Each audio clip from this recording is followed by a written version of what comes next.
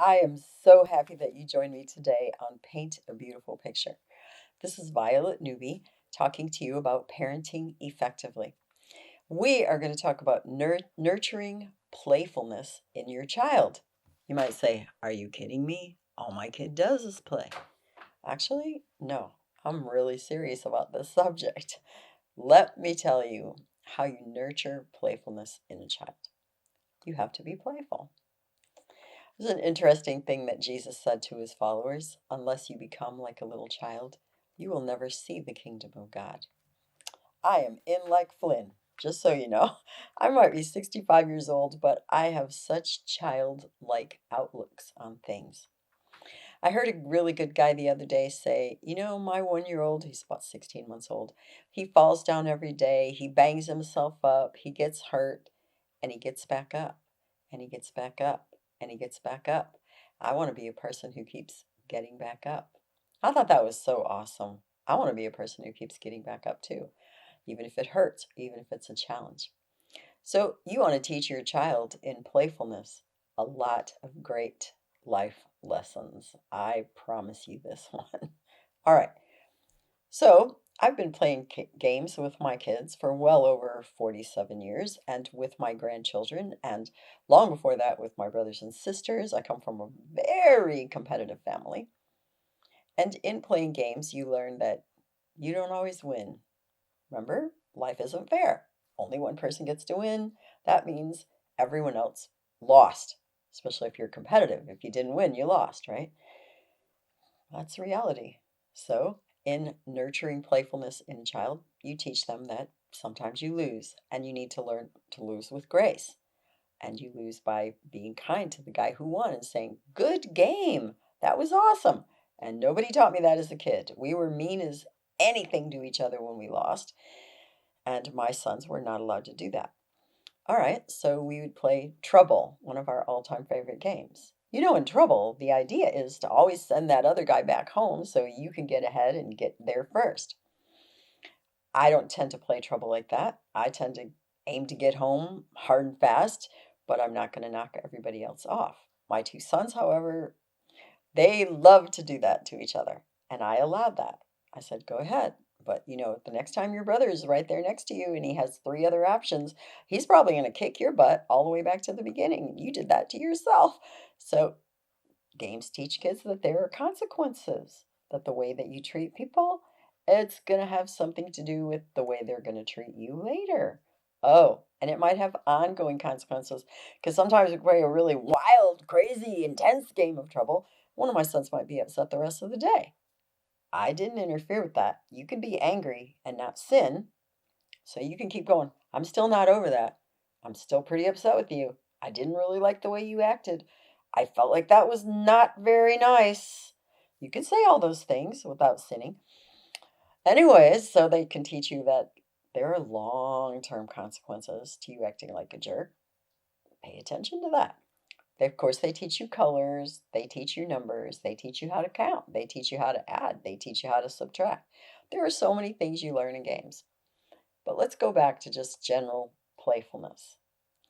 I shared with you in one of the last nurturing segments that little kids love to play the drop it, watch mom and dad pick it up. Drop it, watch mom and dad pick it up game. They love that game. It's got to be at least as fun as peekaboo. Okay, so when you play games like that with your child, instead of getting frustrated and angry and "I told you not to do that again," and they're going to do it again because it's fun. Things that are fun, you tend to want to repeat. So when you do that and you stay playful with them and you laugh with them and you giggle with them and then you say, because every game has an end point, "Okay, we're done with this now, and I'm going to take this away. Either you're going to eat it or else we're finished with this." That's perfectly all right. Games have an endpoint. Everybody doesn't like it. They might not be happy, but you're actually instilling in them a sense of being playful. Okay, so there are two or three. What games do you know?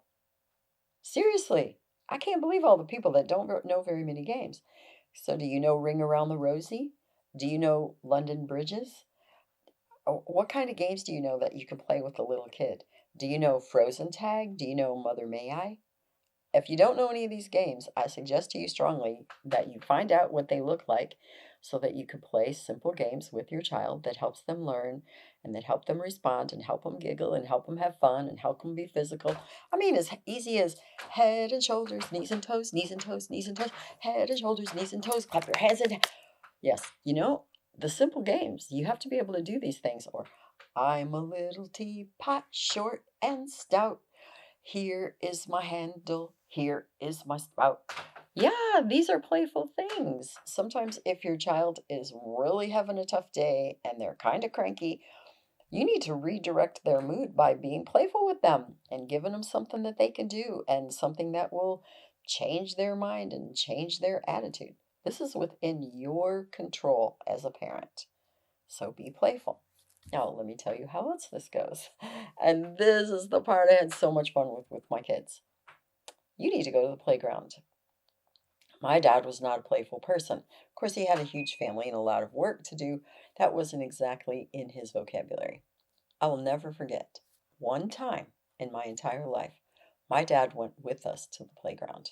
He went down the slides. He pushed us. He even went across the monkey bars. That only happened once. I can still tell you what my father was wearing. That day was so significant to me. You need to take your kids to the playground. Not only do you need to push them on the swing, you need to swing. You need to show them how to go across the monkey bars. I can honestly tell you, as a teacher who's done recess so many times, and I was great at the monkey bars as a kid. I seriously was. I had massive calluses on my hands. I taught them you have to get a hold of the monkey bar. Well, first of all, you have to either spit in your hands or get dirt on your hands. You have to do something to get some of that oil off your hands and give yourself a better grip. And you get up there and you get a hold of that first one. Instead of going just one, one, you got to swing. So it's like swing your hips, swing your body, move your shoulders, get in motion. Once you're in motion, you can just move across those monkey bars. I'll never forget this one little kid that I taught how to do this. His name's Logan, and he said, Miss Newbie, my mom and dad have never taken me to the park, and they never showed me about the monkey bars. My statement about that is, how sad is that? Mom, Dad, take your kids to the playground and show them things. So I taught my kids how to jump out of a swing. Yes, I promise you, I did. How to bend your knees so that when you land, your body is supported and you won't hurt yourself and you have a greater amount of balance. What do you know? So take your kid and swing. Show them how in the world you're going to jump out of the swing, how you're going to be playful and laugh and act crazy, who can go higher. And all right, so my son can literally do a double backflip out of a swing. Do you know what? I taught him. I allowed him to do that. I told him he was going to fall sometimes. I told him he might break something. Yes, this kid has had more stitches and more broken bones, but you know what? None of them happened to him on a swing. None of them happened to him at the playground at all. The only person who ever had stitches from the playground was my younger son because my older son pushed him. In other words, kids get hurt. Don't let your life be governed, or theirs, God forbid, by the fact that they might get hurt. Okay? So I taught my kids how to climb a tree. What do you know? I can still climb a tree. I climbed trees with my grandsons 2 years ago at 63 years old. Yes, you could climb a tree safely. I taught them how to climb a tree, what kind of branches to look for, where you sit on the tree, what you grab, what you don't, how you, if you climb a tree barefooted, which is the best way possible, just so you know. If you've never climbed a tree, heaven help you. Get your tailbone out into the woods, start climbing trees and play around so you can learn some of this stuff. Anyway, climb that tree, and if you do it barefoot, you have some grip on the bark. Remember, we talked about going for a walk in the woods and learning about trees. Some trees are much better to climb than others. Okay, so when my boys were young, we went to a really great study together, and then when it was over, everybody would come outside and stand around and talk and carry on. This was in Texas, where they have sweet gum balls, and those little beggars can hurt you when they fall out of a tree. Not terribly, but it smarts. So one night I sat in the back, which I never did, and I told my boys, come on, we have to leave early. They're like, Mom, I said, it's all right. So we went outdoors. I said, come on, we're going to climb this sweet gumball tree. It has really rough bark, so it's kind of easy to climb.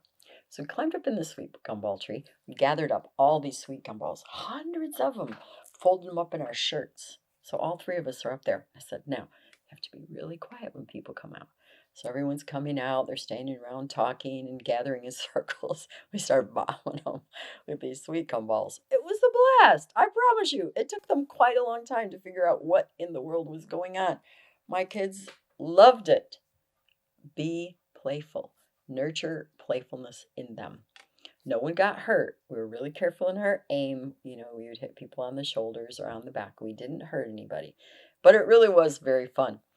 One time I went fishing with my brother-in-law. My kids had never gone fishing with their Uncle Paul, and they really love him. And he was standing on the edge, and somehow or another, he lost his balance. He goes right into the river, right into the Rock River. It was awesome. He was kind of upset and yelling and sputtering and said a few words. And both of my kids were busting up laughing. And I said, now, Paul, this is a great moment to laugh.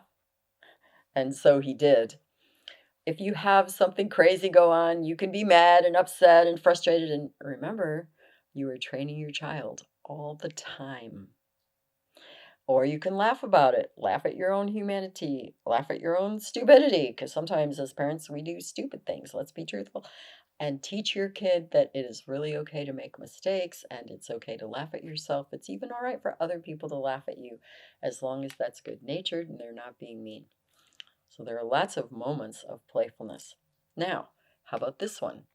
You can tickle your kids. It's really okay. Not unkindly and not excessively, but enough to have fun with them. You can certainly do crazy things, and I kid you not, I didn't have any trouble with this.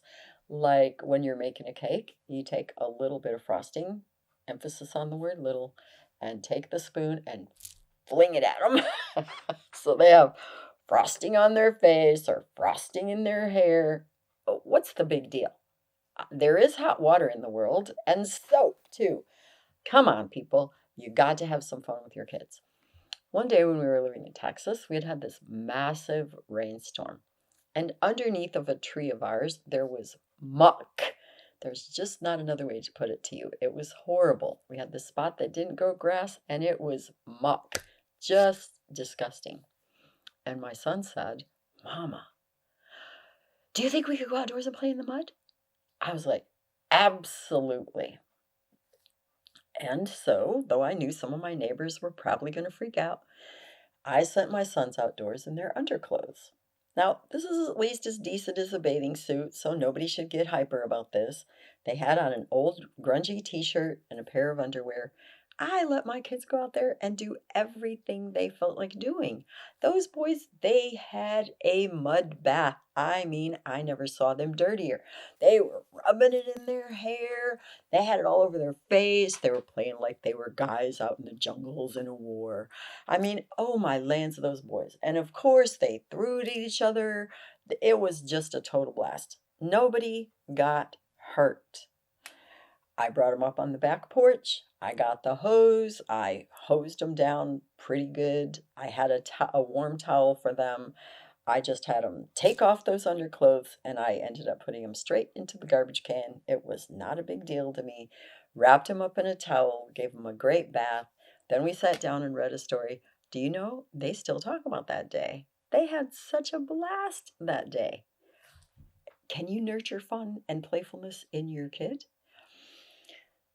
We went to the pool. A lot of times we would live in places, apartments and whatever, that would have a pool. Both my kids are great swimmers. I'm a lousy swimmer, okay? I mean, I can stay alive in the water, but Lance, I do not look graceful and I'm no good. And I can't stick my face in there because it bothers me.